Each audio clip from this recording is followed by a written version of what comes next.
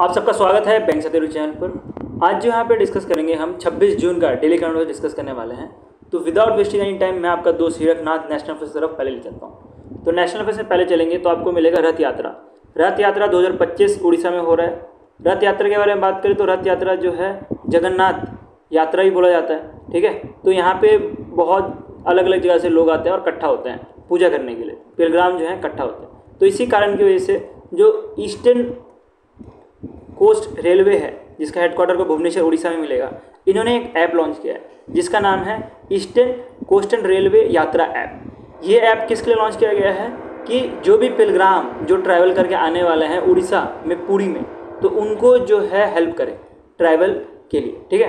तो इस ऐप में क्या क्या होने वाला है, इस ऐप में स्पेशल ट्रेन की इन्फॉर्मेशन दी जाएंगी और ये स्पेशल ट्रेन के बारे में जो ईस्टर्न कोस्ट रेलवे है इन्होंने बताया है टोटल 365 ऐसे स्पेशल ट्रेन चलाए जाएंगे, ठीक है।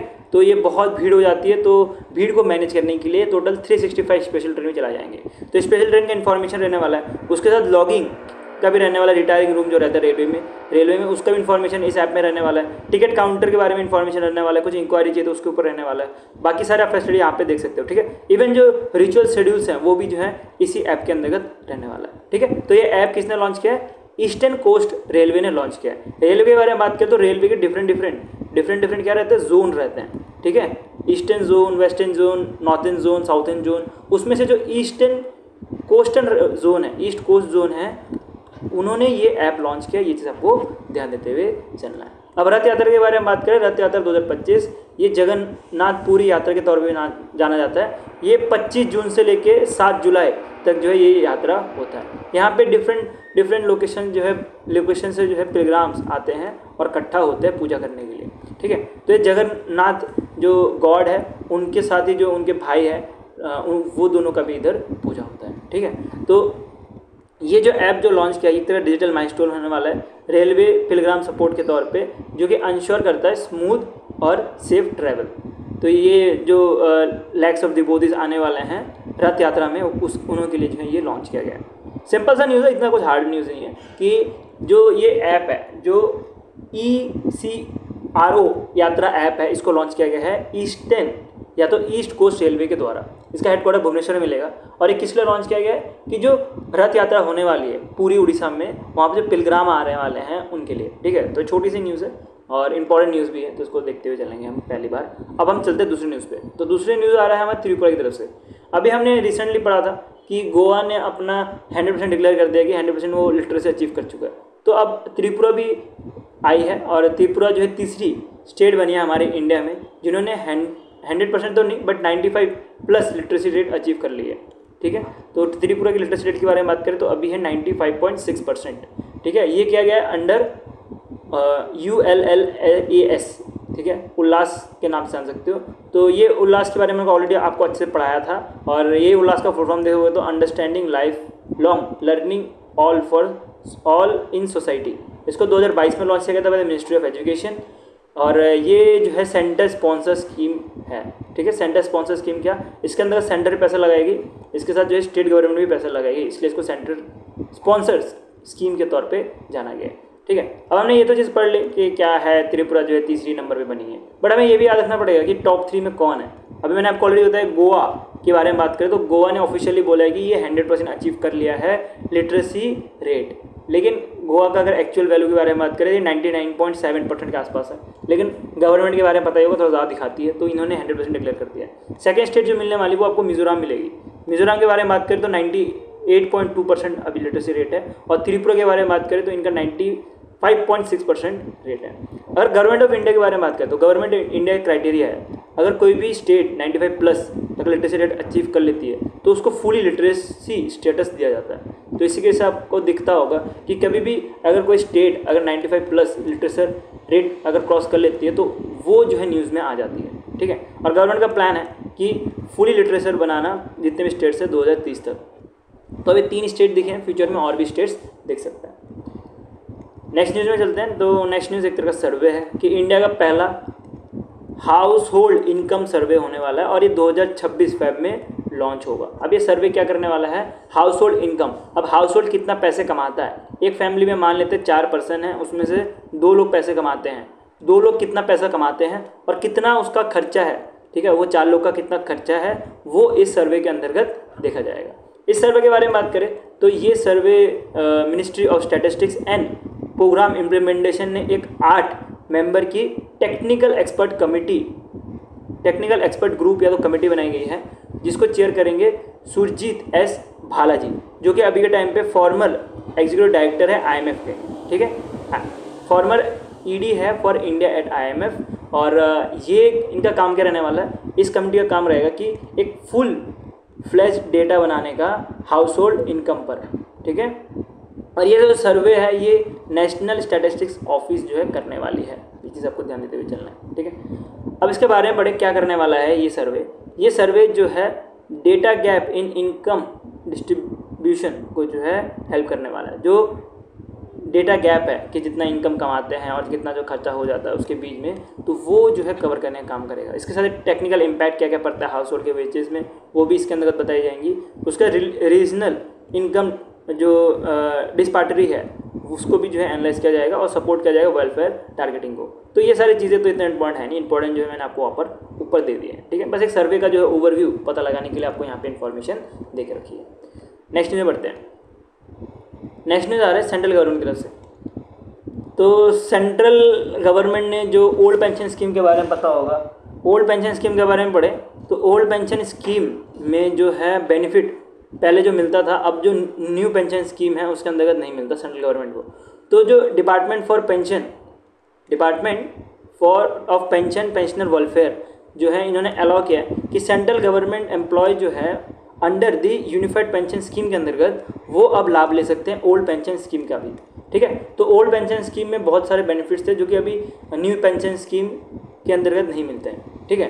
तो अब बोला गया है कि अगर कोई पर्सन जो सेंट्रल गवर्नमेंट एम्प्लॉय है अगर वो ओल्ड पेंशन स्कीम एडॉप्ट करना चाहता है तो वो कर सकता है under national payment system rule 2021 और CSS extra ordinary pension rule 2023 के अंतर्गत, ठीक है। 2 तरह के रूल्स के अंतर्गत कर सकता है। अब क्या क्या प्रोविज़न है ओल्ड पेंशन स्कीम के बारे में, ये हमने ऑलरेडी पहले भी डिस्कस किया हुआ है, एक बार डिस्कस कर लेते हैं। तो जो सेंट्रल गवर्नमेंट एम्प्लॉय है जो भी सब्सक्राइब करना चाहते हैं यूनिफाइड पेंशन स्कीम के अंतर्गत, जिन्होंने सब्सक्राइब करके रखा हो यूनिफाइड पेंशन स्कीम के अंतर्गत, वो एलिजिबल है ओल्ड पेंशन स्कीम का बेनिफिट लेने के लिए।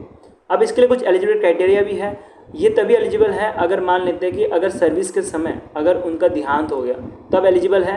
इवन मान लेते हैं कि सर्विस करते समय गवर्नमेंट का कुछ काम करते समय जो है वो डिस्चार्ज हो गए, ठीक है, कुछ चोट वोट लग गई जिसके से काम नहीं कर पा रहे, तब जो है ये ओल्ड पेंशन स्कीम का जो है बेनिफिट ले सकते हैं। ओल्ड पेंशन स्कीम कैसे डिफर करेगा जो यूनिफाइड पेंशन स्कीम है उससे हम देखते हैं। जो यूनिफाइड पेंशन स्कीम है उससे अगर ओल्ड पेंशन स्कीम में अगर जाते हैं तो उस केस में 50% ऑफ द एवरेज बेसिक पे ओवर द पास्ट 12 मंथ, मतलब 12 महीने में जो भी बेसिक पे रहेगा उसका 50% एज अ पेंशन मिलेगा। और बात करें कि इसके लिए, एक मिनट इसको थोड़ा ऊपर कर देते हैं तो सही समझ आएगा। तो इसके लिए बोला गया है कि जो ओल्ड पेंशन स्कीम का बेनिफिट लेने के लिए जो है 25 साल से ज़्यादा जो है सर्विस देना पड़ेगा, सर्विस देना अनिवार्य है 25 साल से ज़्यादा, तभी जो है ओल्ड पेंशन स्कीम के अंतर्गत एप्लीकेबल है। अगर बात करें कि अगर मान लेते हैं कि 10 साल ही सर्विस दिया या 10 साल से ज़्यादा सर्विस दिया तो उस केस में जो है 10,000 रुपये करके मिनिमम पैसे दिए जाएंगे ओल्ड पेंशन स्कीम के अंतर्गत, ठीक है। अगर मान लेते कोई पर्सन जो पेंशन ले रहा था वो उसकी देहांत हो गया, वो मर गया, तो उस केस में जो है उस केस में क्या रहेगा, उस केस में मैं थोड़ा सा वापस नीचे कर देते हैं। तो उस केस में जो फैमिली पेंशन है वो 60% दिया जाता है, ठीक है। पहले मान लेते कोई पर्सन था ए पर्सन जो है 25,000 रुपये एज अ पेंशन दिया जा रहा था, ठीक है। 25,000 रुपये नहीं 20,000 रुपये लिख लेते हैं, कैलकुलेशन थोड़ी ईजी पड़ेगी। 20,000 रुपये एज अ पेंशन दिया जा रहा था, लेकिन जब वो उसका देहांत हो जाएगा तो उस केस में उसको 60% ही जो है वो पैसा मिलेगा उसकी फैमिली को। 60% मतलब 12K नहीं, अब 20K नहीं बल्कि 12K करके मिलने वाला है फैमिली को। तो ये पूरा का पूरा प्रोसेस रहता है, या तो जो गाइडलाइन जो लॉन्च किया गया है ओल्ड पेंशन स्कीम के अंतर्गत, ये चीज़ आपको ध्यान देते हुए चलनी है।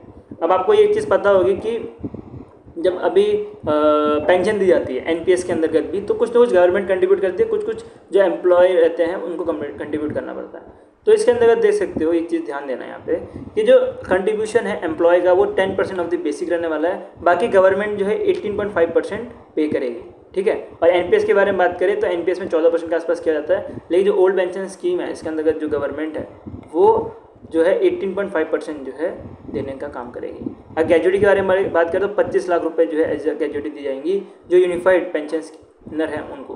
ठीक है, तो दो तरह के पेंशन होते हैं, एक यूनिफाइड होता है और एक ओल्ड रहता है। ठीक है, तो कुछ कुछ बेनिफिट यूनिफाइड में रहता है और कुछ कुछ बेनिफिट ओल्ड में रहता है। ठीक है, और बात करें कि ओल्ड वाले में, तो ओल्ड वाले में थोड़ा बहुत ज़्यादा बेनिफिट है। तो इसी की वजह से गवर्नमेंट ने बोला है कि अगर यूनिफाइड पेंशन स्कीम से अगर शिफ्ट करना चाहते हो तो कर सकते हो, लेकिन उसके लिए कुछ कंडीशंस रखी हैं, डाई वाइल सर्विस या तो डिस्चार्ज ड्यू टू इनवैलिडेशन और डिसमेंटमेंट। तो ये चीज़ आपको थोड़ा ध्यान देते हुए चलना है। तो पहले तो पर्सन जो भी हैं वो यूनिफाइड पेंशन स्कीम के अंतर्गत एलिजिबल होने चाहिए। ठीक है, उसके बाद अगर देहांत हो जाता है उस केस में जो है वो एलिजिबल हो जाएंगे ओल्ड पेंशन स्कीम के लिए, नहीं तो जो नॉर्मल चल रहा है यूनिफाइड पेंशन स्कीम वही चलने वाला है। ठीक है, मैं वो करता हूँ, समझ आ गया होगा। और ये जो जितने भी इन्फॉर्मेशन यहाँ पे दे के रखी है, ये मिनिमम, ये प्रोविजन पेंशन वाला, ये सारा कुछ जो है आपको यूनिफाइड पेंशन स्कीम के अंतर्गत ही मिलने वाला है। ठीक है, ये कंट्रीब्यूशन के बारे में बात करूँ, कंट्रीब्यूशन और ग्रेजुएटी। अब फर्स्ट इन न्यूज़ के ऊपर चलते हैं। तो फर्स्ट इन न्यूज़ में आ रहा है कि इंडिया का first of grid green hydrogen plant जो है बनाया गया है अदानी न्यू इंडस्ट्रियल लिमिटेड के द्वारा। अब इसके बारे में पढ़े, ये दो तरह के प्लांट होते हैं, एक होता है ऑफ ग्रिड, एक होता है ऑन ग्रिड। दोनों में क्या डिफरेंस है उसको समझते हैं। ऑफ ग्रिड का मतलब जब बैटरी यूज़ किया जा रहा हो, ठीक है, उस केस में ऑफ ग्रिड जब इलेक्ट्रिसिटी के थ्रू जो है चार्जिंग दी जा रही हो या चार्जिंग की जा रही हो तो उसको बोलते हैं ऑन ग्रिड। ठीक है, तो ऑफ ग्रिड के बारे में बात करें कि जो बैटरी है, अगर बात करें कि ये जो ग्रीन हाइड्रोजन प्लांट जो बनने वाली है इसको स्टोर किया जाएगा ऑफ ग्रिड में, मतलब बैटरी में। इस बैटरी में तो उससे जो है पूरा का पूरा जो सोलर पावर जो है जनरेट करने वाला ये प्लांट, इसके बारे में पूरा न्यूज़ कवर करें। तो ये जो बनने वाला ये प्लांट आपको कच्छ गुजरात में मिलने वाला है और इसको बनाएगा Ahmedabad based Adani new industrial limited, जो कि सब्सिडरी है अदानी एंटरप्राइज के।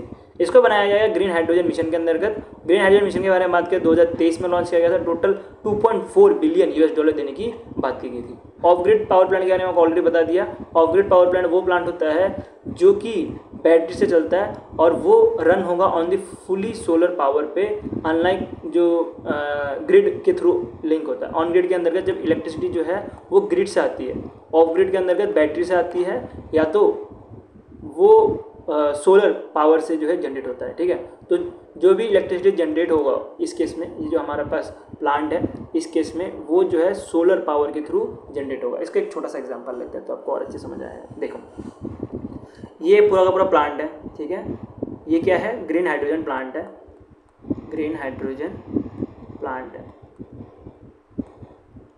ठीक है, तो अब क्या होगा, इधर जो है सोलर पैनल लगे रहेंगे, ऊपर छत में कई सोलर पैनल लगे रहेंगे और ये पूरा का पूरा प्लांट है ना, ये सोलर पैनल के थ्रू ही चलने वाला है। सोलर पैनल के थ्रू बैटरी में जो स्टोर होगा एनर्जी और उसके बाद बैटरी से ये पूरा का पूरा प्लांट चलने वाला है। ठीक है, तो इंडिया का फर्स्ट ऑफ ग्रिड जो ग्रीन प्लांट बना है वो अदानी ने बनाया है कच्छ गुजरात में। उसके बाद बात करें first international day against unilateral measure, ये जो है 2025 में पहली बार बनाया जाएगा और इसको बनाने का काम करेंगे यूनाइटेड नेशन जनरल असेंबली।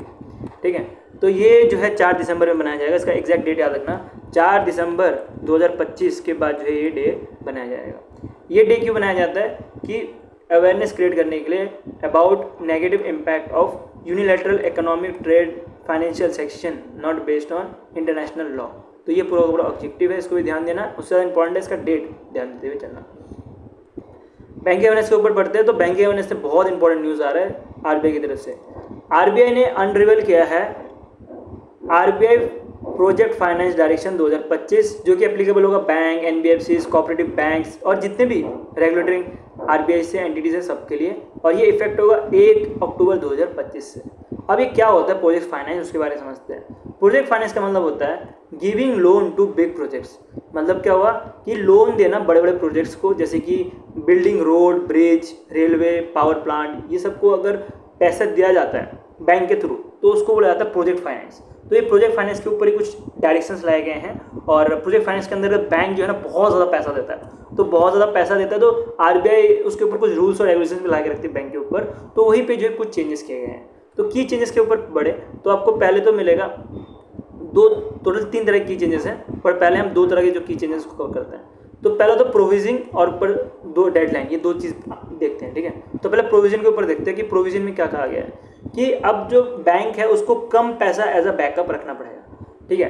तो आपने भी आप भी कभी खर्चा करते हो या आपके पेरेंट्स भी खर्चा करते होंगे, तो वो कुछ तो कुछ फंड जो है एज अ इमरजेंसी फंड रख देते हैं, कभी अगर फ्यूचर में ज़रूरत पड़ा तो वो इमरजेंसी फंड यूज़ कर लेंगे। वैसे सेम चीज़ जो है बैंक को भी करनी पड़ती है, क्योंकि बड़े बड़े प्रोजेक्ट्स में पैसा लगा रहे तो क्या पता पैसा डूब जाए, तो उसके लिए बैंक को भी कुछ ना कुछ पैसा जो है एज अ बैकअप रखना पड़ता है। अगर कुछ डूब भी गया तभी बैंक को जो है मतलब इतना तो कोई इशू ना हो, ये तो दिवाली ना निकल जाए, इनडायरेक्टली बोलने का मतलब। तो बैंक क्या करता है कि बैंक कीप सब मनी असाइड, अपने पास जो है एक्स्ट्रा पैसा रख लेता है, जिसको प्रोविजनिंग बोला गया है, जस्ट इन केस लोन जो है रीपेमेंट ना किया गया हो तो, ठीक है। जैसे अदानी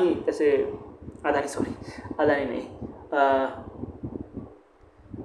नाम बोल रहा हूँ मैं, अभी भी इनका इंटरव्यू आया था, विजय माल्या। हाँ, विजय माल्या की तरह बात करें तो बड़े बड़े प्रोजेक्ट्स का पैसा लेके भाग जाते हैं, तो वो चीज़ अगर हो गया तो उसके इसमें बैंक कैसे अपने आप को संभाल सकती है, तो उसी के लिए जो बैंक को प्रोविजनिंग करनी पड़ती है, ठीक है। तो प्रोविजनिंग का जो मतलब क्या होगा कि मनी जो पैसा है उसको एज अ बैकअप रखना पड़ेगा कुछ ना कुछ।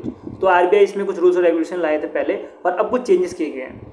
बात क्या है, आरबीआई पहले कितना रखा था, आरबीआई पहले जो था वो 5% में एज अ पैसा रखने के लिए बोलता था बैंक्स को असाइड। जितना आप लोन दे रहे हो, 100 रुपये लोन दे रहे हो तो 5 रुपये जो है बैंक को अपने पास अलग से रखना पड़ता था। इसके हिसाब से एग्जांपल ले सकते हो कि 1000 रुपये अगर लोन दे रहे हो तो उसके इसमें 50 करोड़ जो है बैंक को असाइड रखना पड़ता था। इसके लिए बैंक को क्या प्रॉब्लम होती थी कि 50 करोड़ अगर एक साइड रख दिया, असाइड कर दिया अंडर प्रोविजनिंग, तो उस केस में बैंक जो है वो पैसा किसी दूसरे पर्सन को नहीं दे सकता एज अ लोन, और इसके से बैंक को भी थोड़ा प्रॉब्लम हो जाती थी। तो क्या किया आरबीआई ने बोला 5% नहीं, आप 1% या तो 2% के बीच में जो है अपना जो भी अमाउंट है वो रख सकते हो। तो इसके अंतर्गत क्या क्या कहा गया हम उसको देखते हैं। तो during the project construction phase when the project is still bring build, अब स्टार्ट नहीं हुआ है, स्टार्ट होने वाला है, ठीक है। स्टार्ट होने से पहले तो पैसे चाहिए होंगे ना। अब बड़े बड़े हाईवेज हैं, बड़े बड़े रोडवेज हैं, बिल्डिंग्स हैं, वो सब बनाने के लिए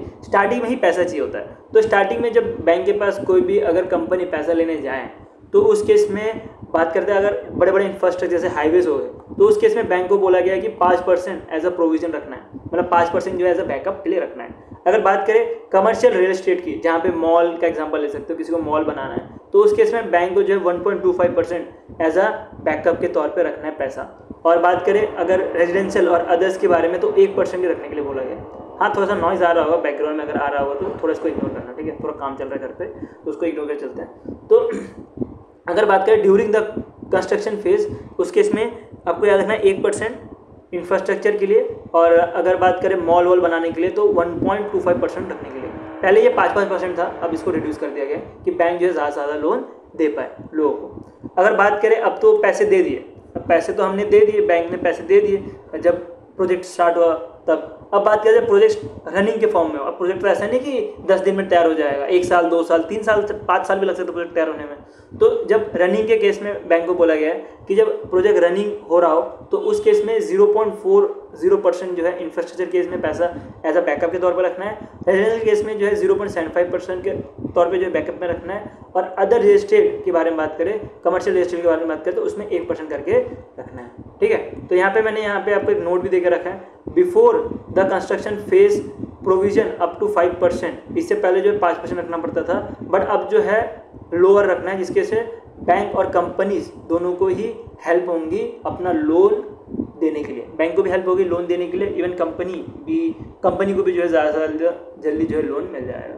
इसमें एक कंडीशन रखी गई है कि ऐसा नहीं है कि जैसे विजय माल्या ने सारा का सारा लोन एसबीआई से ले लिया था ज़्यादा से ज़्यादा, तो इसमें कुछ रिस्ट्रिक्शन रखी गई है, हम उसको आगे कवर करेंगे। अब चलते हैं डिले के ऊपर पढ़ते हैं।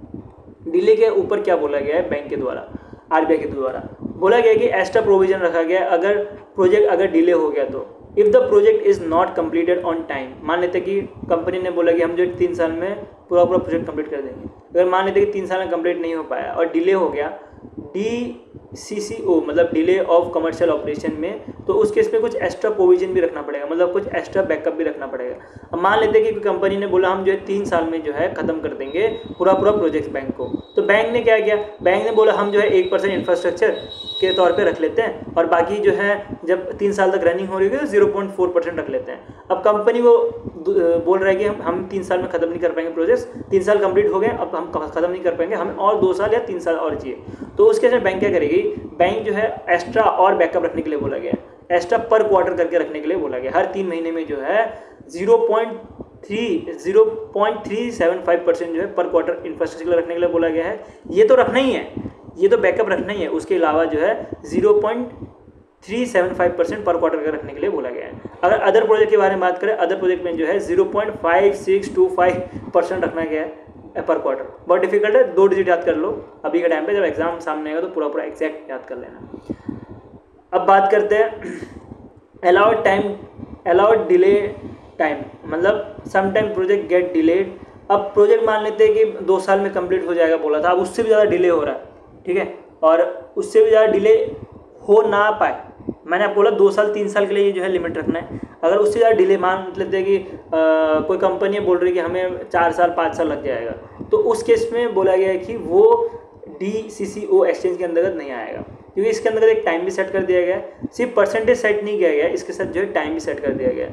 मतलब अगर बात करें इंफ्रास्ट्रक्चर प्रोजेक्ट की, तो उसमें 3 साल तक ही मैक्सिमम अलाउड है एक्स्ट्रा टाइम, और अदर्स प्रोजेक्ट के बारे में बात करें तो 2 साल तक ही अलाउड है, ठीक है। वापस से वो एग्जांपल में ले चलता हूँ मैं आपको कि कोई कंपनी है जिन्होंने बोला कि 3 साल में मैं प्रोजेक्ट कंप्लीट कर दूंगा, लेकिन 3 साल में ना करके बोलेंगे कि हम अगर हमें एक्स्ट्रा टाइम चाहिए 2 साल 3 साल और, तब तो अलाउड होगा। लेकिन अगर बात कर ले 5 साल चाहिए या 5 साल चाहिए, 6 साल चाहिए, तो उस केस में वो अलाउड नहीं करेगा RBI, ठीक है। तो उस केस में बैंक जो है उसको एक्स्ट्रा लोन प्रोवाइड नहीं करेगी, ऐसा कुछ कहना है RBI का, ठीक है।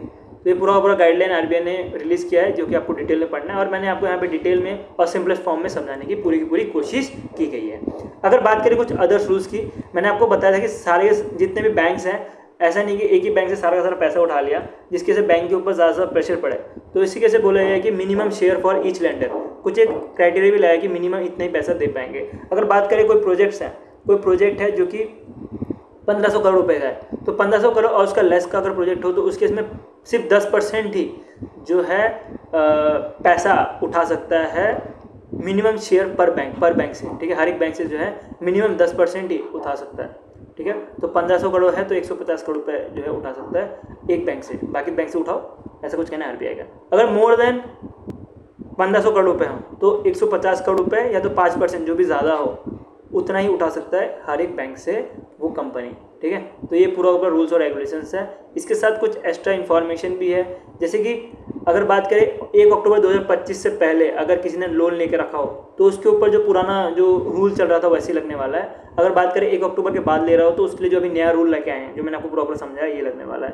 ये रूल आते ही स्टॉक मार्केट में एक बवाल हो गया। बवाल क्या हो गया कि जो पावर फाइनेंस कॉर्पोरेशन है, इसका जो परसेंटेज है, शेयर का परसेंटेज है, वो 6% तक बढ़ गया, और जो रूरल इलेक्ट्रिफिकेशन कंपनी का जो शेयर है वो 3.5% से बढ़ गया। तो देख सकते हो कि जैसे रूल्स और रेगुलेशन RBI ने चेंज किया, वैसे जो पावर फाइनेंस कॉर्पोरेशन है जो कि फंडिंग करती है इंफ्रास्ट्रक्चर प्रोजेक्ट को, उसका शेयर 6% से बढ़ गया, और जो रूरल इलेक्ट्रिफिकेशन कॉर्पोरेशन है जो कि फाइनेंस करती है इंफ्रास्ट्रक्चर प्रोजेक्ट को ही, इनका भी जो है 3.5% से बढ़ावत हो गई है, किसमें, शेयर में। मैं वो करता हूँ, आपको पूरा न्यूज़ समझ आ गया होगा। एक शॉर्ट में आपको समरी में पूरा दे देता हूँ वापस से, ठीक है। थोड़ा बड़ा न्यूज़ है, थोड़ा कन्फ्यूजन न्यूज़ ज़रूर है, बट इंपॉर्टेंट है, तो आपको पढ़ना पड़ जाएगा। तो RBI ने क्या बोला है, RBI का जो प्रोजेक्ट फाइनेंस डायरेक्शन है 2025 के अंतर्गत, इसके अंतर्गत जो बड़े प्रोजेक्ट्स हैं उसको फाइनेंस करने के लिए कुछ की रूल्स लागू किए हैं। एक तो प्रोविजन, कैसे जो है बैकअप रखना है बैंक्स को, इंफ्रास्ट्रक्चर के लिए 1%, कमर्शियल रियल एस्टेट के लिए 1.25% रखने के लिए बोला गया है।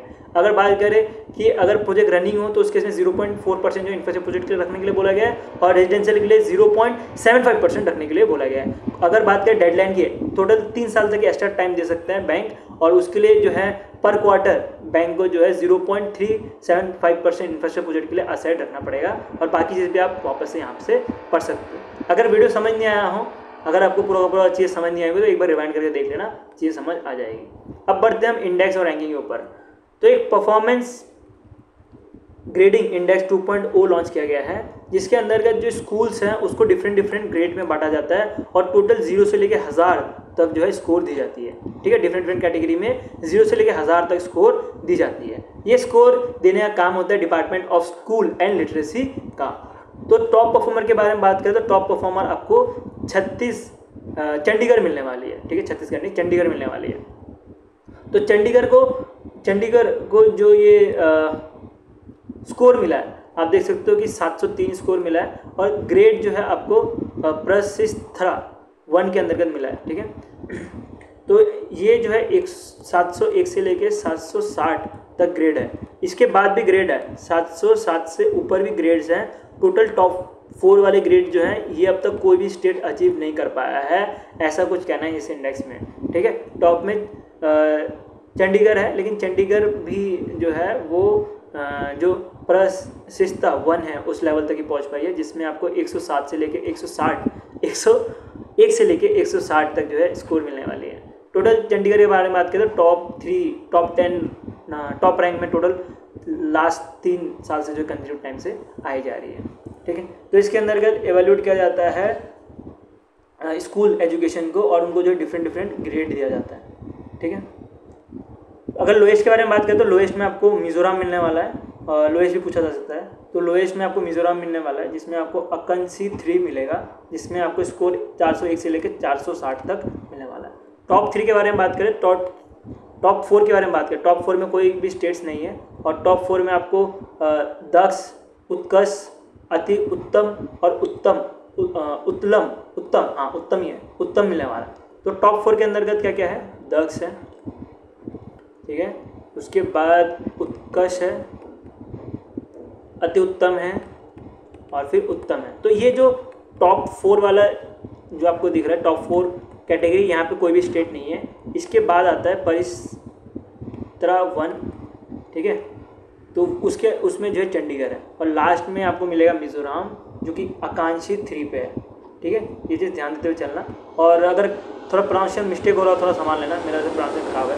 ठीक है, मैं इंप्रूव करने की कोशिश कर रहा हूँ और ऑफलाइन क्लासेस में मैं वैसे दूसरे लैंग्वेज में लेता हूँ, लोकल लैंग्वेज में, तो थोड़ा इंग्लिश में थोड़ा इशू है, तो इसको संभाल लेना। इंग्लिश में इशू नहीं है, थोड़ा प्रोनाउंसिएशन में इशू है बस, तो इसको संभाल लेना। बाकी बात करें वीडियो की, तो वीडियो यहीं पे एंड होता है। आज करंट अफेयर्स कम था, लगता है न्यूज़ बनाने भूल गए। तो अगर बात करें ये पीडीएफ की, तो ये पीडीएफ आपको बैंकिंग साथी टेलीग्राम ग्रुप में मिल जाएगा, link in the description, even www.mappyoffice.com पर भी मिल जाएगा। अगर बात करें वीडियो की, तो वीडियो अच्छा लगा तो लाइक कर देना। ऐसे ही कंटेंट देखते रहेंगे सेकेंडरी चैनल, और वीडियो को शेयर कर दो अपने दोस्तों के साथ जिसको करंट अफेयर्स पढ़ने में डिफिकल्टी होती है। और thank you watching for this video.